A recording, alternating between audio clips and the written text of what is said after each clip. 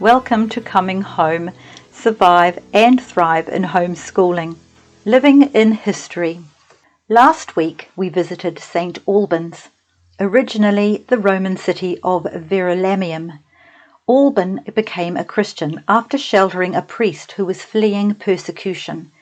He was put to death around 300 AD for refusing to renounce his faith and was buried on the hillside. The exact date the original church was built is not known. Built over the tomb of St. Alban, from its early days became a destination for pilgrims to his shrine. St. Alban's Cathedral is the oldest place of continuous Christian worship and pilgrimage in Britain. The church in our town, St. Mary's, was founded 800 years ago. For someone coming from a young country, this gives me pause for thought. I have been thinking a lot about much that has happened in the English history of Christianity. It seems to me I do get myself mired in detail and debate, most of which doesn't matter as I think it does. When I look at the ancient church building, I think of how Christians have had their differences, sometimes bickering and other times with violence, but have been coming together in worship for hundreds of years. I feel perspective gathering. Despite the many changes in the way we do church, God's people are still here. It turns out the spirit I thought showed up in the late 1980s for the charismatic renewal was there all along. There is something comforting about walking through the door of an ancient church, over the threshold where so many feet have trod that great stone gently down, away in a soft but noticeable curve. It is comforting because no matter what turmoil disrupts, peace always returns. The same God who saw all and never left his people is with us still.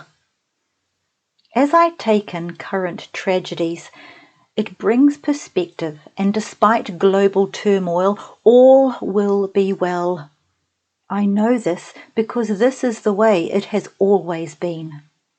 The perspective brings balance to what we see. There have always been wars and rumours of wars. This time we are in is not different or worse.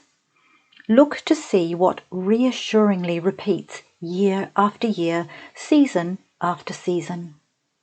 In England just now, the seemingly never-ending daffodils, nodding their dear yellow bonnets, came out at the same time last year and 100 years before that. Every year since they were planted. They will be there next year too. There's a comforting certainty about that. It's not permission to wave off tragedy. All tragedy is heartbreaking, especially when mankind has initiated it. I'm trying to come to terms with the balance that keeps us sane and the knowledge of the presence and peace of God, no matter what the circumstances. We need to decide to look and listen at the good and beautiful, else the painful and dreadful tip us into chaos, and that makes us more anxious and afraid than we need to be. Too much of either makes for an unstable state of mind, and by extension, life. Easter is next week. The annual festival involves chocolate for most, and the deeper truth of death, life, and forgiveness for those who search for its original story. This also brings hope. Out of chaos and another seemingly failed Messiah comes forgiveness, life, and truth.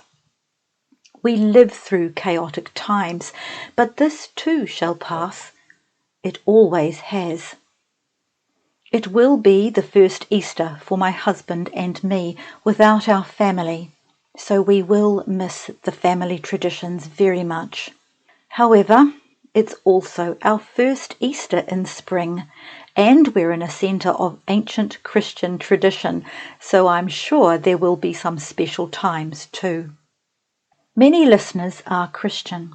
And for the homeschooling family, Easter brings an important part of our church calendar to include in your curriculum.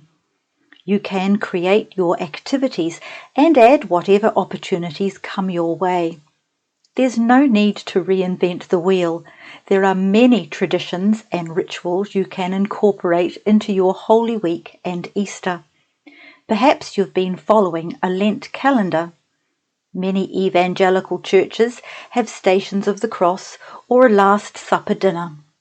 There's a strengthening aspect to celebrating with traditional Easter rituals, as they tend to create the reality that you and your family are part of a long, unbroken line of parents imparting their faith to their children.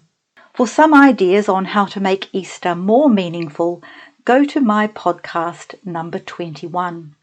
For listeners who are not Christian, there is still an element of Easter that should be taught.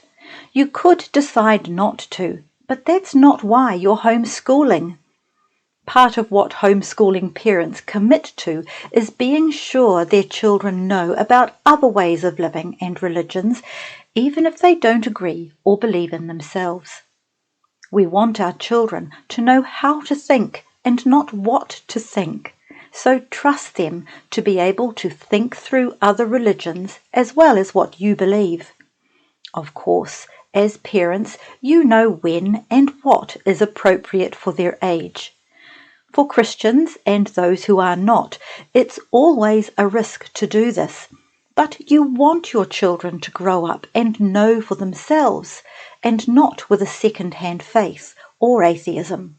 When your children do question their faith, be sure to have mentors and knowledgeable fellow believers around who can listen to and converse with the questions and doubts your thinking child has. He needs the wisdom and experience of those who have worked through their faith to walk along beside him, challenging him respectfully with more questions, thoughts, and logic. Your child needs to have the freedom to question his faith in a supportive environment with answers that probe a faith deeply and not just the retort of "have faith." This is part of making his faith his own and not his parents'. Down through history, we can find examples of stories like this. There truly is nothing new under the sun. St. Alban was martyred for refusing to give up his Christian faith. You don't willingly go to your death, undoubtedly a particularly unpleasant one, without knowing why you believe. Second-hand faith, or one based more on feelings, is likely to crumble under less pressure than the threat of martyrdom. There is much to learn from history if we will only take the time to think, learn, and teach our children not only what, but why certain things happened. Walking around our town and driving through the countryside, through village, town, and city, I feel like I am immersed in history wherever we go. I am living in history. If you have appreciated this podcast, could you please share this around to other homeschooling families or parents that you know would enjoy it and appreciate it? And please subscribe to my channel. Thank you so much. Bye.